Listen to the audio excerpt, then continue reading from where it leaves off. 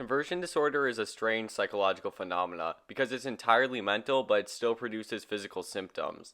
Many of you have probably heard of it, but by a different name, that being hysteria. This old name was much more catchy, but also a lot more sexist. Its name came from the Greek word for uterus, and was named as such by well-known women's rights activist Sigmund Freud, due to it being widely believed that only women could be affected by it. Although it is more common among women, it being sex-dependent is, unsurprisingly, wrong.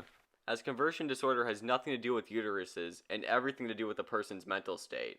Things like high stress, depression, and emotional trauma are all causes of conversion disorder. They make the brain go funky by overloading it with fear-inducing chemicals, even if there's no immediate danger. This can lead to a variety of symptoms, the most common of which include loss of balance, paralysis and weakness, seizures, episodes of unresponsiveness, loss of consciousness.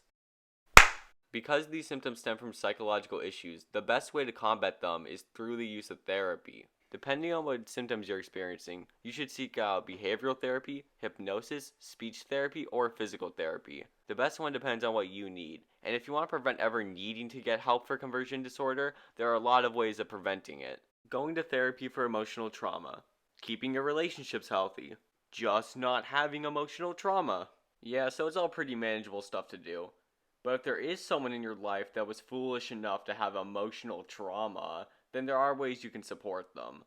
Doing pretty simple things like helping them relax, meditating with them, going to a yoga class, or just being a good friend and checking on them are all pretty effective ways of helping people combat it. The sad truth about conversion disorder is that it's most common among people who are already suffering or in trouble. People with a lesser education and poor economic status are more likely to experience conversion disorder than most other people. Usually after experiencing it, they have to take off of work, which only further deepens their economic troubles. And even if people are experiencing it, it can be difficult to diagnose because it usually coexists with many other issues that people have going on.